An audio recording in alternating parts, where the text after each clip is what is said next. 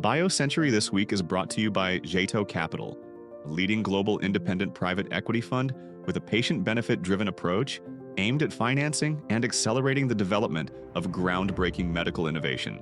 Jeito's unique investment strategy combines significant capital and collective expertise to support biopharma companies and their management teams, ranging from clinical development to market access for cutting-edge innovations, with one main objective: go faster for the patient.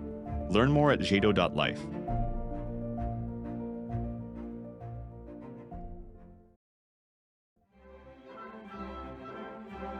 Welcome to the latest BioCentury This Week podcast, where we focus on all things biopharma. This week is ASCO week, the grandmama of cancer conferences.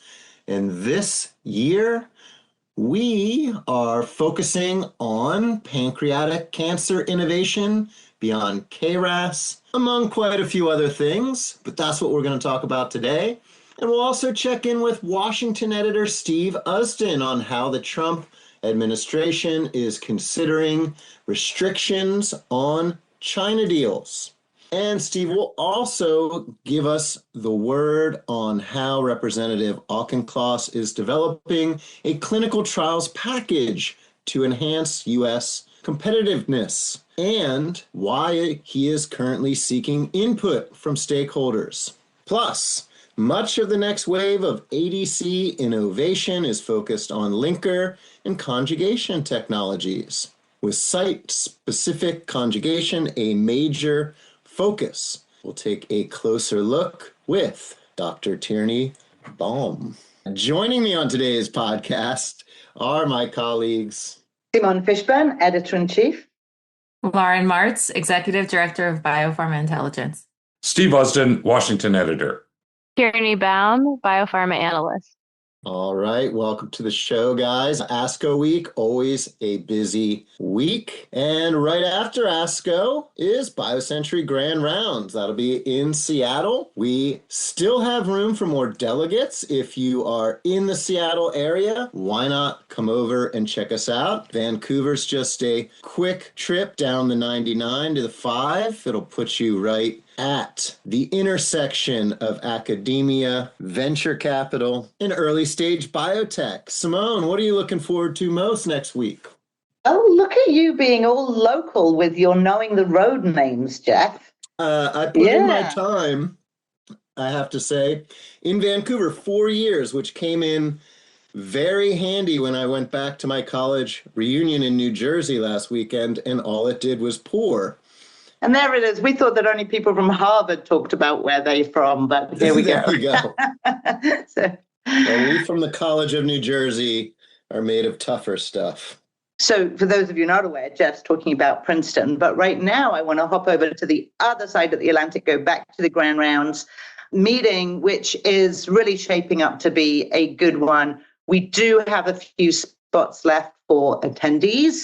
I think you can also walk in, like you do some walk-ins, but it's better if you register ahead of time. Mm-hmm. And if you want reasons to go other than to meet Tierney and myself and Selena and Karen, or Katie Tia, as we call her, and Lindsay Martin, the people you hear on the podcast, we are upstaged by not one, but two Nobel Prize winners, David Baker giving the keynote talk and Mary Brunko, a local as well, recent Nobel Prize winner, who is going to be heading up a Horizon session. And I'm really excited also. I'm going to do a fireside chat with Chris Arendt, who is the CSO at Takeda. And we are going to be talking about how pharma is taking on AI. Is it like 2 steps forward and 1 step back, or the other way around? And then one other panel I just want to talk about, because this is such a big topic for us this year that I'm excited to moderate, is on first-in-human trials and sort of what needs to happen to break. I don't know if I should call it break the logjam. And I think Steve's going to talk a little bit about regulatory changes being advanced by Jake Auchincloss today. So I've got a great lineup of panelists where we'll be talking about that super hot topic. So yeah, come on and join us. Excellent. Yep. You can learn more at BioCenturyGrandRounds.com. Kicks off June 3rd. That is not this Wednesday, but next. We hope to see you there. Okay, ASCO always gets the blood pumping. We're thinking pancreatic. Revolution had those great data that caught a lot of folks' attention recently. Lauren has been following that, along with many, many other things. Lauren, where do you want to start? Thanks, Jeff. So I think the reason that some of the focus this year is on pancreatic cancer is, of course, the anticipated Revolution Medicine full data from the phase 3 trial. So we already know this was a successful trial. There's a survival advantage in this second line setting that hasn't really been seen before, at least for a long time. And because of that, I think there's just a lot of positive energy around this indication that's been so challenging to treat. So after the abstracts came out last week, there weren't a ton of big stock moves on from biotechs on the data that came out in the abstracts. But one company that did move throughout the day on Friday after releasing its initial data in the abstract was Immuneering, which has a MEK inhibitor that tested in phase 2b as a first-line therapy for pancreatic cancer. And it did show a survival advantage in that indication. Again, this is first line. It wasn't quite as eye-catching as what we saw on second line with the Revolution Medicine's KRAS program. But there was a bit of excitement around that trial, and we'll have additional data at the conference when the company presents that for more patients. And so we just looked through the abstracts for other pancreatic cancer innovations and updates. And I was encouraged by what I saw. I think one trend that stood out was antibody drug conjugates that were being applied to this indication. There are none for this of this modality approved to treat pancreatic cancer. And there was some clinical data for a small group, all against different targets, which I thought was interesting, and lots of responses over objective response rates between 20 and 37%, I think, across 6 programs that we saw. So that was just a subset of the pancreatic cancer innovations that I think will be highlighted this week. So, Lauren, this really has been a theme. I mean, looking back to our AACR coverage, that also was very much highlighting KRAS, I think. And in pancreatic cancer, obviously, we've seen like the broader press really pick up on this advance. So, is this just pancreatic cancer's sort of time? It just took until now for this to happen. Have there been sort of signs along the way? This has been one of the hardest cancers really to crack. And it just seems that there's better news for patients than there has been for a long time. Well, I think this is potentially a breakthrough that everyone has been waiting for. And this all started back with the KRAS G12C breakthrough, where we figure out how to drug that specific mutation, which is more common in non-small cell lung cancer. But that definitely triggered this just big surge in interest in being able to drug KRAS. And KRAS G12D is the one that's more common in pancreatic cancer, but this Revolution Medicine program is a pan-KRAS inhibitor. And so I think to have a breakthrough in drugging a disease driver in a cancer subtype that's really challenging, it's getting a lot of attention because it's just potentially huge for patients. Now, there are some things that everyone's watching for. We're watching for what the toxicity will actually look like in the phase 3 trial, because when you're blocking all of the KRAS mutations, there's the potential for some relatively serious tox. And so you're sort of starting to see innovations break off from that, ways to minimize the toxicity for a mechanism that we already know is effective. So different ways to restrict activity of the pan-KRAS inhibitors, for example.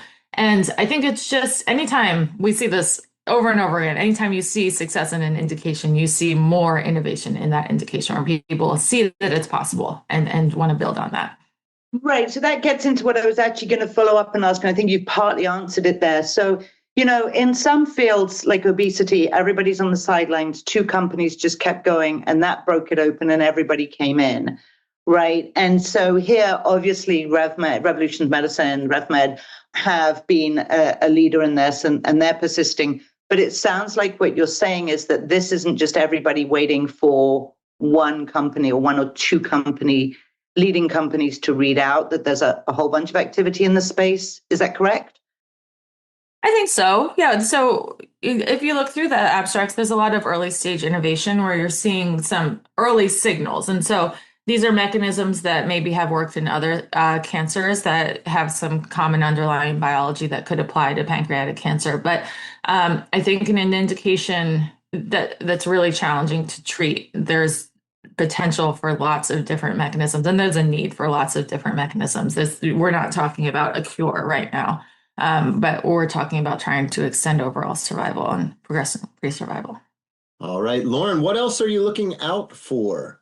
Yes, I think so. We always look to the late breaking abstracts and the plenary sessions at the conference to see what the big news will be. And there are a couple that I thought will be really interesting.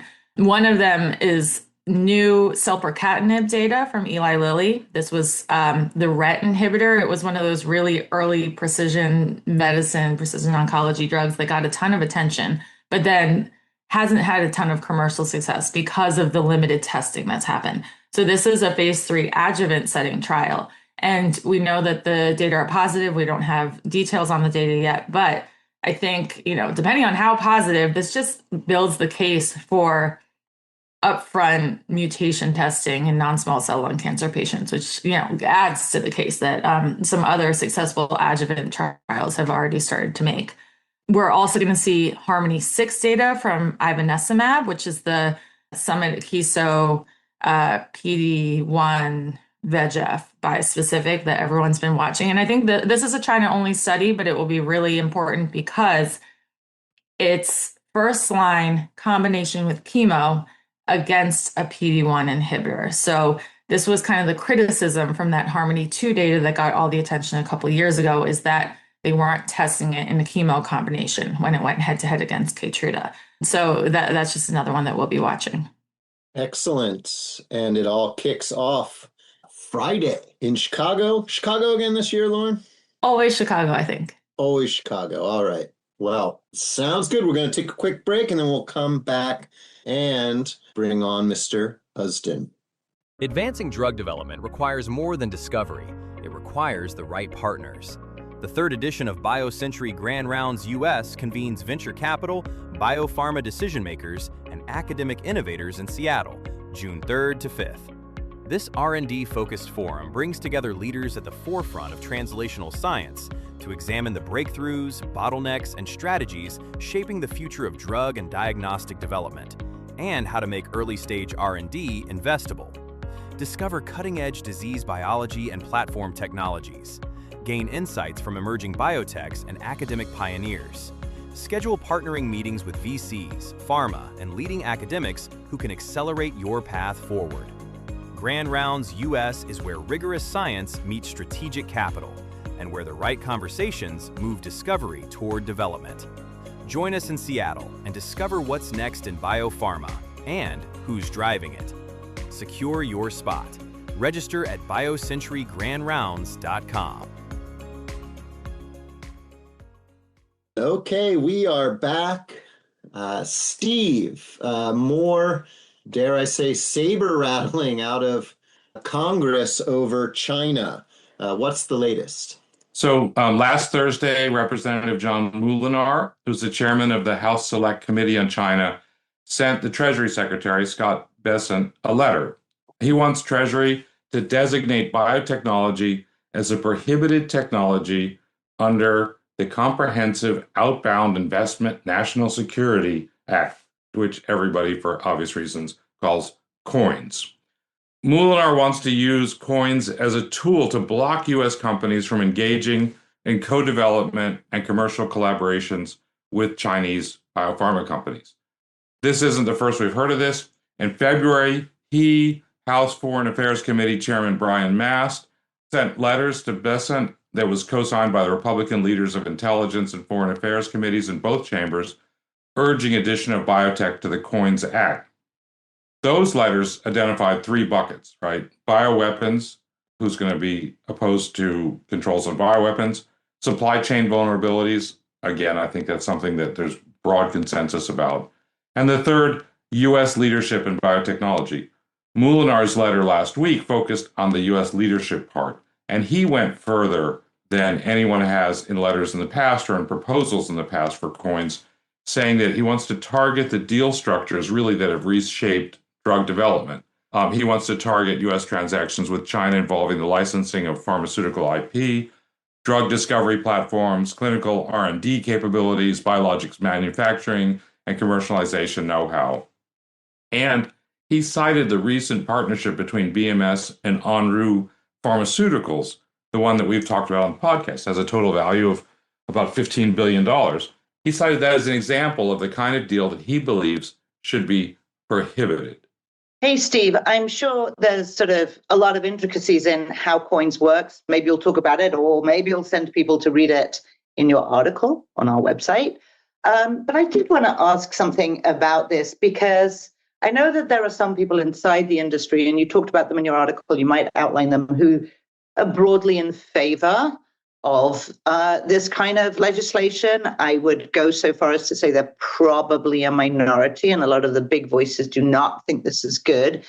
And I think the reason for that is that most people sort of understand just the seminal role of deal making and how China is advancing, and that deal making is sort of fundamental to how the industry grows. I mean, you talked about the BMS deal, but GSK had a deal with Hungary beforehand, as we've been covering. So my question to you is this, a little bit of a long question, so bear with me. A while back, Katie Porter, you might remember, kind of also had some statements against M&A and our industry is destroying. And it really seemed as if she didn't understand how the industry operates. The arguments she was making didn't bear through. And my question really is this an issue where the members of Congress sort of don't actually understand the nuts and bolts of the industry, or do they understand it very well and still want to keep China out and want to have this suppress China approach, even if it hurts American industry? So I think that it's a little bit of both. I think that Representative Molinar, the members of the China Select Committee, their interest, their really self-identification is as China hawks. They're not experts on life sciences or on the biotech industry. There are other members of Congress who are familiar with the industry and who are advocating this. But what I would say is that what's interesting is to look at who are they listening to, right? And so what I pointed out in this story, that probably the loudest, most prominent voice calling for this, explicitly protectionist policy toward the Chinese biopharma industry is Jason Kelly, the CEO of Ginkgo Bioworks.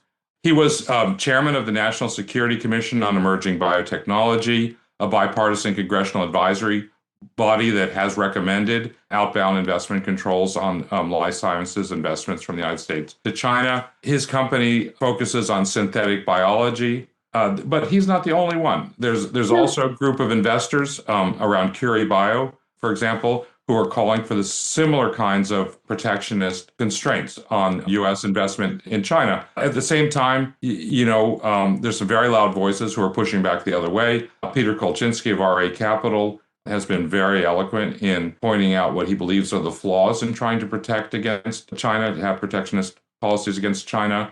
I spoke with John Maraganore, the founder of Alnylam. He also spoke out against erecting walls between the United States and China.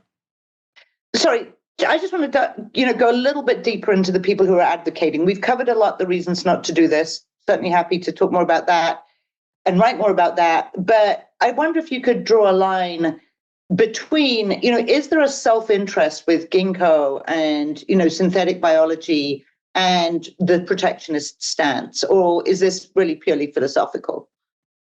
I don't think that it's fair to impugn, people's motives, and I'm not doing that. But of course, their financial alignment on both sides of the issue, right? So, Ginkgo Biotech, their biggest competition comes from Chinese companies, from BGI and from other Chinese companies. The Chinese government is investing a large amount of money in synthetic biology, and the U.S. government is not matching that. So, yeah, there's an alignment between Jason Kelly's financial interests and imposing protectionist controls on China. But on the other side of it, there's also an alignment of financial interests. Of course, the big companies that are quietly pushing Congress to avoid a decoupling with China, AstraZeneca, Pfizer, companies like that, of course, they have massive investments in China.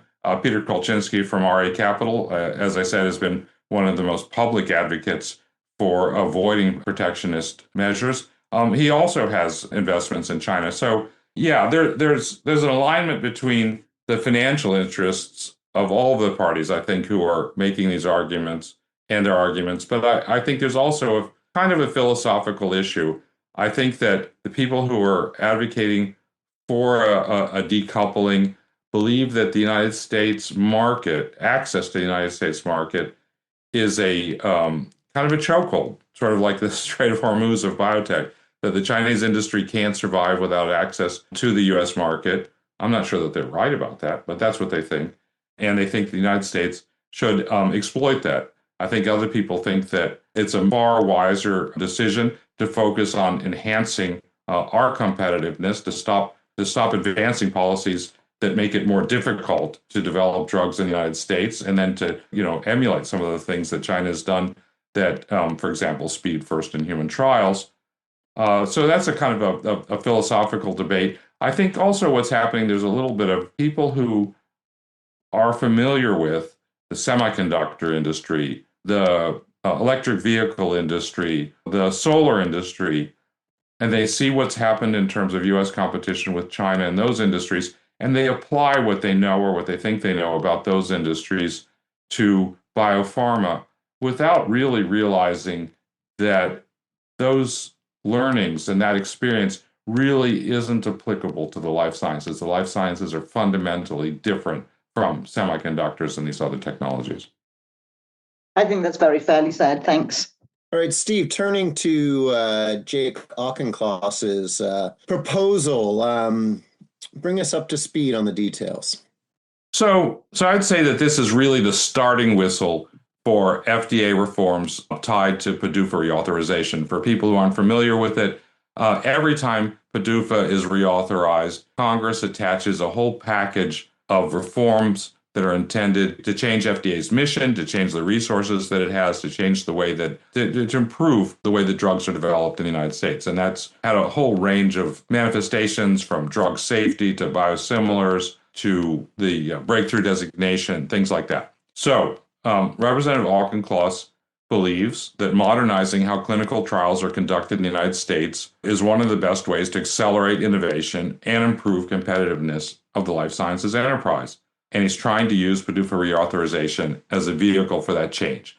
He released a discussion draft of a proposal that aims to facilitate embedding clinical trials directly into routine healthcare delivery and to streamline early-stage trials. I spoke with him about it last week. He emphasized that this is just a starting point, the discussion draft, that he's seeking input from practitioners, that means our listeners, about what should be in this legislation, first about what they think about the proposals that he's already put forward, and more importantly, what else should be in the legislation. I think he's going to have hearings and he's going to introduce this as standalone legislation, but the intention is to have it incorporated into PDUFA reauthorization that's expected to pass next year. He has a Republican partner, Representative Morgan Griffith of Virginia, who's the chair of the Health Subcommittee of the Energy and Commerce Committee. There's a pattern for this. Diane DeGette from Colorado, a Democrat from Colorado, teamed up with Fred Upton, a Republican from Michigan, to get the 21st Century Cures Act passed in a previous PDUFA reauthorization. And I think that that's a model that Representative Auchincloss, Representative Griffith are hoping to emulate in this go-round. So can you talk a little bit about what the reforms entail, Steve? Because, we have been talking and going to continue to talk about some of the specifics regarding, this topic. And obviously, we do believe that making clinical trials, especially first in human ones, more efficient is not only solving one of the biggest translational blocks in the drug development process, but also an important competitive thing, as China has completely raised the bar on that. So the centerpiece of the legislative proposal is the Cures and Care initiative. It would create a network of point-of-care clinical trial platforms, essentially turning hospitals and clinics into ongoing research sites rather than treating clinical trials as a separate standalone event that happens at these sites. FDA's Center for Clinical Trial Innovation, that's at CEDAR, would serve as the coordinating hub. The Advanced Research Projects Agency for Health, ARPA-H, and NIH would be directed to launch at least 3 platform pilots covering rare diseases, a high-burden chronic condition, and another area of significant unmet need. First in human, when we're talking about healthy volunteers, is a very different thing when we're talking about patients. In any case, what his proposal is, it would establish pilot programs for third-party oversight of lower-risk first-in-human trials modeled on Australia's clinical trial notification scheme, which allows trials to begin faster and under a streamlined review process. He also has proposals for FDA to lead global regulatory alignment initiatives that would leverage existing international forums to harmonize standards for early stage trials and the creation of point of care platforms. All right. Well, you can check out Steve's story on biocentury.com. I'll also drop a link in the show notes. Okay. Let's turn to ADC Linkers. A colleague, Tierney, had a great piece a week or so ago. And, well, Tierney, welcome to the show. Thank you.